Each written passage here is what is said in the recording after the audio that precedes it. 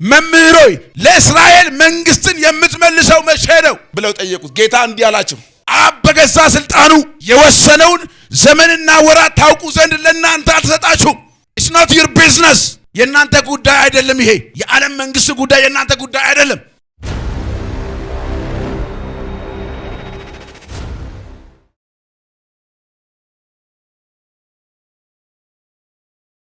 ክብር ለኢየሱስ ይሁን። አከስጅዳ ማቴዎስ ወንጌል መጽሐፍ ምዕራፍ 24 ከቁጥር 1 እስከ 14 ኢየሱስም ከመቅደስ ወጥቶ ሄደ፣ ደቀ መዛሙርቱም የመቅደሱን ግንቦች ሊያፈርሱት ቀረቡ። እርሱ ግን መልሶ ይህን ሁሉ ታያላችሁን? እውነት እውነት እላችኋለሁ ድንጋይ በድንጋይ ላይ ሳይፈርስ በዚህ አይቀርም አላቸው። እርሱም በደብረ ዘይት ተቀምጦ ሳለ ደቀ መዛሙርቱ ለብቻቸው ወደ እርሱ ቀርበው ንገረን፣ ይህ መቼ ይሆናል? የመንጣትህና የዓለም መጨረሻ ምልክቱስ ምንድነው አሉት። ኢየሱስም መልሶ እንዲህ አላቸው፣ ማንም እንዳያስታችሁ ተጠንቀቁ። ብዙዎች እኔ ክርስቶስ ነኝ እያሉ በስሜ ይመጣሉና ብዙዎችንም ያስታሉ። ጦርንም የጦርንም ወሬ ትሰሙ ዘንድ አላችሁ። ይህ ሊሆን ግድ ነውና አትደንግጡ። ዳሩ ግን መጨረሻው ገና ነው። ሕዝብ በሕዝብ ላይ መንግስትም በመንግስት ላይ ይነሳልና ራብም ቸነፈርም የምድርም መናወጥ በልዩ ልዩ ስፍራ ይሆናል። እነዚህም ሁሉ የምጣር መጀመሪያ ናቸው። በዚያን ጊዜ ለመከራ አሳልፈው ይሰጧችኋል፣ ይገድሉማችኋል። ስለ ስሜም በአሕዛብ ሁሉ የተጠላችሁ ትሆናላችሁ። በዚያን ጊዜም ብዙዎች ይሰናከላሉ፣ እርስ በርሳቸውም አሳልፈው ይሰጣጣሉ፣ እርስ በርሳቸውም ይጣላሉ። ብዙ ሐሰተኛ ነቢዮች ይነሳሉ፣ ብዙዎችንም ያስታሉ። ከአመፃም ብዛት የተነሳ የብዙ ሰዎች ፍቅር ትቀዘቅዛለች። እስከ መጨረሻ የሚጸና ግን እርሱ ይድናል። አሜን ጀድ አሜን። ሰከለ ኬሰን ኦልካሳቲ አሜን ጀድ አሜን። ሃሌሉያ። ለአሕዛብም ሁሉ ምስክር እንዲሆን ይህ የመንግስት ወንጌል በዓለም ሁሉ ይሰበካል። በዚያን ጊዜ መጨረሻው ይመጣል። መጽሐፍ ቅዱሳችን በአንደኛ ዮሐንስ መልእክት መጽሐፍ ምዕራፍ 3 ቁጥር 1 እና 2 ላይ እንደዚህ የሚል ቃል አለ። ልጆች ሆይ ወዳጆች ሆይ አሁን የእግዚአብሔር ልጆች ነን። ወደፊት ምን እንደምንሆን አይታወቅም። በተገለጠልን ግን ባወቅነው ጊዜ ግን ያንን የሚመጣውን ኢየሱስን እንድንመስለው እናውቃለን። ኢየሱስ ክርስቶስ በክብር በደመና በመላእክት አለቃ ድምፅ እንደገና ታጅቦ ይመጣል። ፊት ለፊት ኢየሱስን እናየዋለን። ዓይኖቹ እንደ እሳት ነበልባል የሆኑትን እግሮቹ እንደ ጋለ ናስ የሆኑትን በወርቅ መታጠቂያ የታጠቀውን ኢየሱስን በክብር ሲመጣ በደመና እሱን ለመቀበል እንነጠቃለን። የዚህ ሐሳብ በደንብ እንዲገባን ትንሽ ለማቴዎስ ወንጌል መጽሐፍ ምዕራፍ 24 ላይ የተነገረውን ቃል ላስረዳችሁ። የማቴዎስ ወንጌል መጽሐፍ ምዕራፍ 24 ላይ ጌታ ኢየሱስ ክርስቶስ ሁለት ስፍራ ላይ ያገለገለው፣ የመጀመሪያው የኢየሩሳሌም ቤተ መቅደስ፣ ሁለተኛው ደግሞ የደብረ ዘይት ቤተ መቅደስ። ሁለቱም ስፍራ ላይ ያገለገለው ነገር ምንድነው? በመጀመሪያ ማቴዎስ ወንጌል መጽሐፍ ምዕራፍ 24 ላይ እንደምንመለከተው እዚህ ኢየሩሳሌም ከተማ ገባና ሰበካቸው፣ አስተማራቸው፣ በሽተኞች ዳኑ፣ እውራን አይናቸው በራ፣ ሽባት ተረተረ፣ ሙታን ተነሱ። ልክ ከኢየሩሳሌም ከተማ ሲወጣ ደቀ መዛሙርቶቹ ወደ እርሱ ቀርበው እንደዚህ አሉት፣ ይህን የኢየሩሳሌም ከተማ ቤተ መቅደሱን፣ ህንፃውን፣ ውበቱን ታየዋል፣ በጣም የሚገርም ነው፣ በጣም የሚያስደንቅ ነገር ነው ብለው ሲደረሙ፣ በጣም ሲገረሙ እንደዚህ አላቸው፣ ድንጋይ በድንጋይ ላይ ሳይፈርስ አይቀርም። ይሄ የሚታየው በዓለም ላይ ያለው ህንፃው ሁሉም ጊዜ ተቆጥ እንዲገማሜ አንድ ቀን ወደ ኢየሱስ እንሄዳለን። ጋፍቶኮ ገረ ኢየሱስ እንደምና ይፈርሳል። የምትደነቁበት የምትገረሙበት ህንፃ አንድ ቀን ይፈርሳል አላቸው። ከዛ በኋላ ሌላ ማብራሪያ አልሰጣቸውም። ከኢየሩሳሌም ከተማ ወጥተው ወደ ደብረ ዘይት ከተማ ገቡ ከደቀ መዛሙርቱ ጋር። ደብረ ዘይት ከተማ ልክ እንደገቡ አስተማሪ፣ አሁንም ሰበካቸው። በሽተኞች ተፈወሱ፣ እውራን ተፈወሱ፣ ሙታን ተነሳ፣ ድንቅ ሆነ፣ ተአምራት ሆነ፣ ብዙ ነገሮች ሆኑና ማታ ላይ ሊያርፉ ሲሉ አንድ ጥያቄ ጠየቁት። ጋፊት እኮ ጋፈተኒ ጌታ ሆይ መምህር ሆይ እዛ ኢየሩሳሌም ከተማ እያለን ህንፃ በህንፃ ላይ ግንብ በግንብ ላይ ድንጋይ በድንጋይ ላይ አይፈርስም ብለ የተናገርከው ነገር ምንድነው ብለው ጠየቁት። ከዛ ጌታ ኢየሱስ ክርስቶስ ማስተማር ጀመረ፣ ነገሩን መግለጥ ጀመረ። ክብር ለኢየሱስ ይሁን። አሁን የመጨረሻው ሰዓት ነው፣ የመጨረሻው ዘመን ነው። ሰማይና ምድር ሊጠቀለሉ ነው። እኔ በክብር ልመጣ ነው። ምልክቶቹ ደግሞ እነዚህ ናቸው።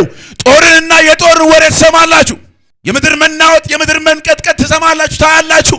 ህዝብ በህዝብ ላይ ይነሳል፣ መንግስት በመንግስት ላይ ይነሳል። ከአመፃም የተነሳ የብዙ ሰዎች ፍቅር ትቀዘቅዛለች። ያን ጊዜ መጨረሻው ሰዓት ነው።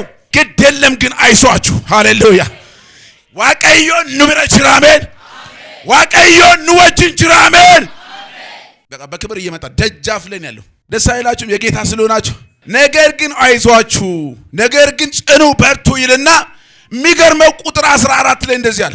ዓለም ከመጠቅለሏ በፊት እኔ ከመምጣቴ በፊት የዓለም ፍጻሜ ከመሆኑ በፊት ግን አንድ ነገር ይሆናል። ለአሕዛብ ሁሉ ምስክር እንዲሆን የዚህ የመንግስቱ ወንጌል አዱኛ ከነረት ይለለበማ የዚህ የመንግስቱ ወንጌል በዓለም ዙሪያ ይሰበካል። አልሰማውም፣ አላየውም፣ አልተነገረኝም እንዳይሉ አሕዛቦች በሙሉ ጌታን የማያውቁ በሙሉ የመንግስቱ ወንጌል ይሄ በዓለም ዙሪያ ይሰበካል። አዱኛ ረት ይለለበማ ሃሌሉያ። ምን ምክንያት አኖራቸው? ይኸው በዓለም ላይ ወደ 8 ቢሊዮን የሚሆን ህዝብ አለ። ወደ 8 ቢሊዮን ህዝብ። ከዛ ውስጥ ክርስቲያን የሚባለው በአጠቃላይ ፕሮቴስታንት በሉት፣ ኦርቶዶክስ በሉት፣ ካቶሊክ በሉት፣ ሌላም በሉት በአጠቃላይ ወደ 31.2% ብቻ ነው በዓለም ዙሪያ ክርስቲያን በአጠቃላይ። ይሄ ማለት 3 ቢሊዮን ህዝብ አይሆንም ማለት ነው። 1/3 አይሞላ።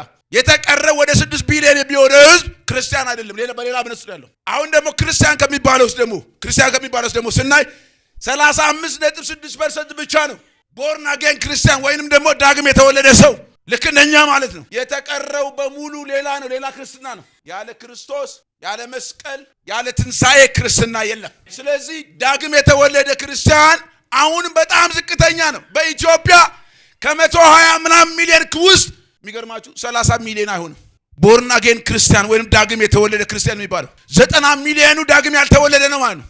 ስለዚህ አሁን የዓለም ህዝብ የሚጠብቀው ጌታም የሚታገሰው ሰው ሁሉ ወንጌል እስኪሰማ ድረስ ነው። ጌታ ከመምጣቱ በፊት ኢየሱስ ከመምጣቱ በፊት የዓለም ህዝብ ሁሉ ይሄንን ወንጌል ይሰማል። አሁን ወንጌል እንዴት ነው የሚሰሙት? አከቢት ደጋኒ ወንጌል ከና እንዴት ነው ይሄን ወንጌል የሚሰሙት? ወንጌል የሰው ጥበብ ጉዳይ አይደለም፣ የሰው ዕውቀት ጉዳይ አይደለም። በጣም ስለተማራችሁ ወንጌል አሰብኩ፣ በጣም ጎበዝ ስለሆናችሁ ይሄን ወንጌል አሰብኩ።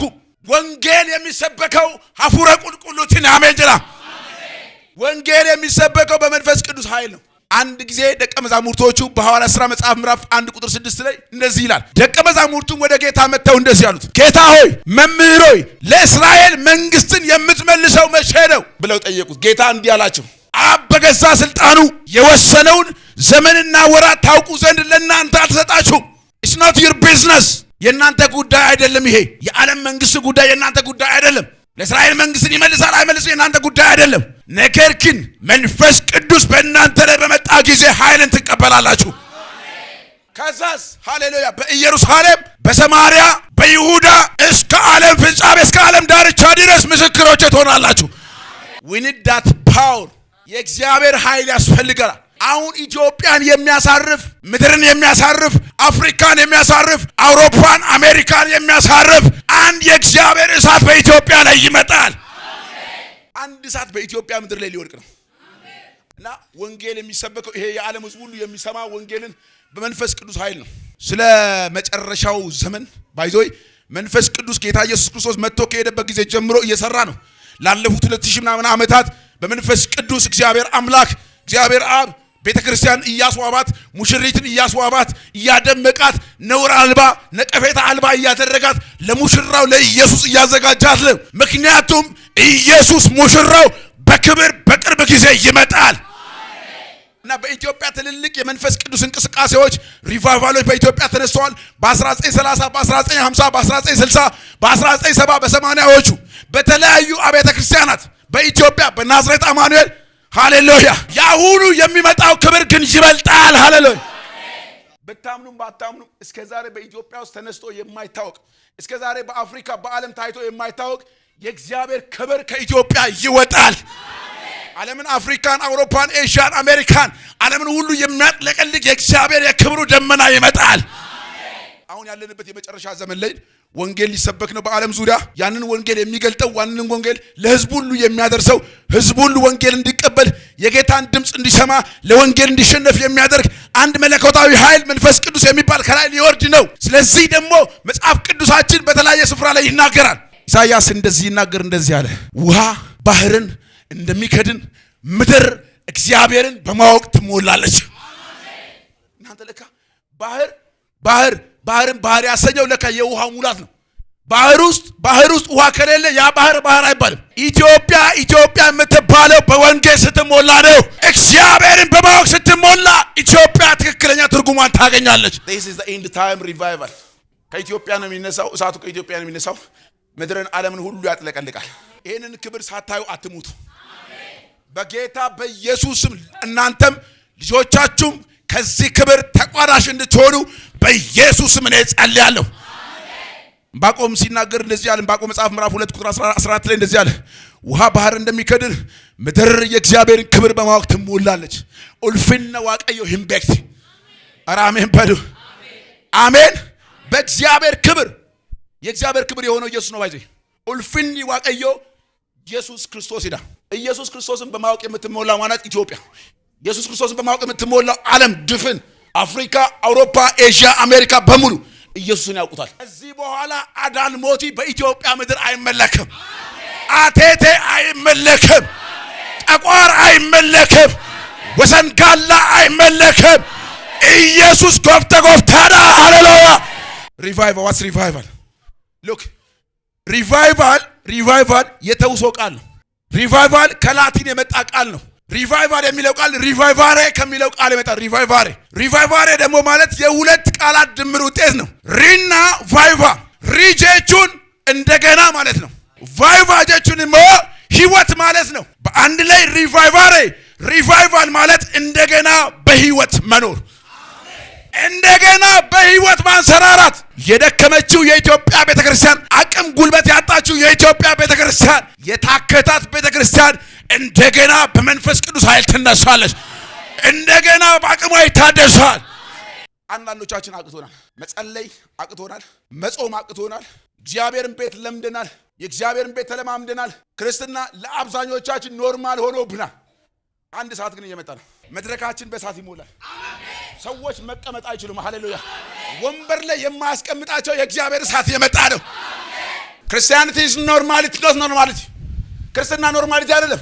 አሜሪካን ሀገር፣ አውሮፓን ሀገር የሚገርማችሁ አዙዛ ስትሬት ሪቫይቫል አሜሪካን ሀገር የተነሳ እሳት እስከ ዛሬ ድረስ ውጤቱ ኢምፓክቱ እስከ ዛሬ ድረስ የታየ በዓለም ዙሪያ ከተማው ላይ እግዚአብሔር ክብር ይገለጣል።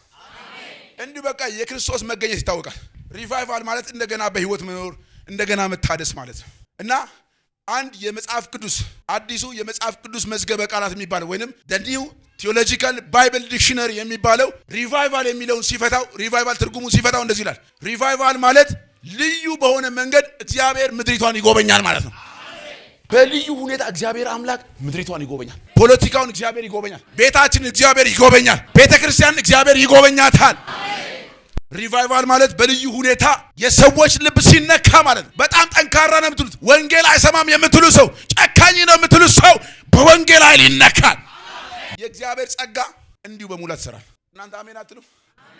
የእግዚአብሔር ጸጋ እንዲሁ ያለ ምንም ትግል ካንሰር በሉት HIV በሉት በእግዚአብሔር ፊት መቆም አይችልም። እዚህ ጋር እያመለክን መንገድ ላይ የሚያልፈው አላል በበራ ድንገት እያለፉ አጋንንት ከላቸው ላይ ጠብ ይላል። መስሪያ ቤት ሄዳችሁ ቢሮ ገብታችሁ የሆነ ስራ ለመስራት ኮምፒውተራችሁ ስከፍቱ አጠገባችሁ ያለ ጂኒ እግዚአብሔር አምላክ ይመታዋል። ሪቫይቫል ሲሆን አሁን የእግዚአብሔር ክብር ይመጣል። ባይዞ ምንም እንዳትጠራጠሩ። አሁን ሪቫይቫል ሲሆን ምን ይሆናል? በደንብ ስሙኝ። ሪቫይቫል ማለት የእግዚአብሔር ጉብኝት ማለት ነው።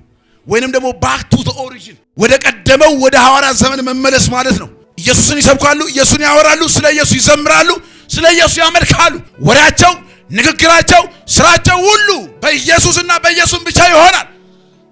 እግዚአብሔር አምላክ ምድሪቷን ይቆጣጠራታል። መጽሐፍ ቅዱስ ሲናገር እንደዚህ ይላል፣ በመጨረሻው ዘመን ላይ መንፈሴን በስጋ ለባሽ ሁሉ ላይ አፈሳለሁ። ሴቶችና ወንዶች ባሪያዎች ትንቢትን ይናገራሉ፣ ሽማግሌዎች ሕልምን ያልማሉ፣ ጎበዛት ራእይን ያያሉ። የጌታን ስም የሚጠራ ሁሉ ይድናል። በጽዮንና በኢየሩሳሌም መድኃኒት ይገኛል። እግዚአብሔር አምላክ ወደ እርሱ የጠራቸው ወንጌል ይሰበክላቸዋል። ያለ ኢየሱስ ሕይወት የለም።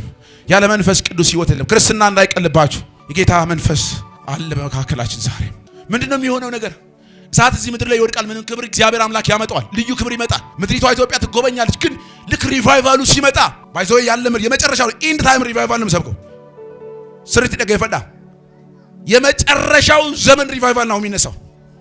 የመጨረሻ በቃ ምድር ከመጠቅለሏ በፊት ወንጌል ለአሕዛብ ሁሉ ምስክር እንዲሆን በዓለም ዙሪያ ከአጥናፍ እስከ አጥናፍ ከሰሜን እስከ ደቡብ ከምስራቅ እስከ ምዕራብ ይሰበክ ዘንድ መንፈስ ቅዱስ በልዩ ሁኔታ ሊወርድ ነው። ይሄ ሪቫይቫል ሲመጣ የሚያደርገውን ነገር ልንገራችሁ። ነምበር 1 እስከ ዛሬ አይተነው ማናቀው ታላቅ የሆነ የነፍሳት ምርኮ ይሆናል። አሁን በቀን በየቤተ ክርስቲያኑ ምናልባት 10 ሰው ወይ 5 ሰው አንዳንዴ ምንም ላይ ይገኝ ይችላል። ልክ ሰዓቱ ሲመጣ በሺዎች ወደ እግዚአብሔር መንግስት ይመጣሉ። ብዙዎች ወደዚች ቤተ ክርስቲያን ይመጣሉ። ብዙዎች ወደ ጌታ መንግስት ይቀላቀላሉ። ባይዞ አንድ ነገር ልንገራችሁ። ሚዲያዎቻችን ኢቲቪ፣ ኢቢኤስ በሉት፣ ፋና በሉት፣ አልጀዚራ በሉት፣ ቢቢሲ በሉት፣ ሲኤንኤን በሉት፣ በዓለም ዙሪያ ያሉ ሚዲያዎች ሶሻል ሚዲያዎች ሳይቀሩ ዩቲዩብ በሉት፣ ቲክቶክ በሉት፣ ፌስቡክ አለ፣ ሌላም ከዚህ በኋላ የሚመጡ ፕላትፎርሞች በሙሉ የነፍሳት ምርኮን ይዘግባሉ። ጠዋት ሚዲያ ቲቪ ሲከፍቱ ዛሬ ወደ 10,000 የሚሆን ወደ 20,000 100,000 የሚሆን ሰዎች ወደ እግዚአብሔር መንግስት ይበቃሉ ይላሉ። ወደ እግዚአብሔር መንግስት መጡ ይላሉ። ኦልሬዲ እግዚአብሔር አምላክ የሰማይና የምድር ፈጣሪ ሁሉን የሚገዛ ሁሉን የሚቆጣጠር አምላክ ነው። ፍጥረት ሁሉ ይገዛለታል። የሰዎች ልብ ሁሉ ለኢየሱስ ይሆናል እና ሬዲዮ ስትከፍት ስለ ኢየሱስ ነው የሚወራው። አንተ ሚዲያው በሙሉ በየቀኑ ታሳውሳላችሁ። የኮቪድ ጊዜ 10 ሰው ተያዘ፣ 40 ሰው ተያዘ አይደል? 6 ሳለ ዜና ሰሙ 100 ሰው ተያዘ፣ 200 ሰው። ሪቫይቫሉ ሲመጣ ዜና ስትከፍቱ ዛሬ 100,000 ወደ እግዚአብሔር መንግስት መጡ ይባላል። በኢትዮጵያ ዛሬ 250,000 ሰው የእግዚአብሔር መንግስት ወራሾች ሆኑ ይባላል። ስለዚህ ነገር ሲናገር መጽሐፍ ቅዱስ ነብዩ ሚክያስ እንደዚህ አለ፣ በመጨረሻው ዘመን እግዚአብሔር ቤት ተራራ በተራሮች ራስ ላይ ጸንቶ ይቆማል፣ በኮረብቶችም ላይ ከፍ ከፍ ይላል፣ አሕዛብም ወደ እርሱ ይጎርፋሉ።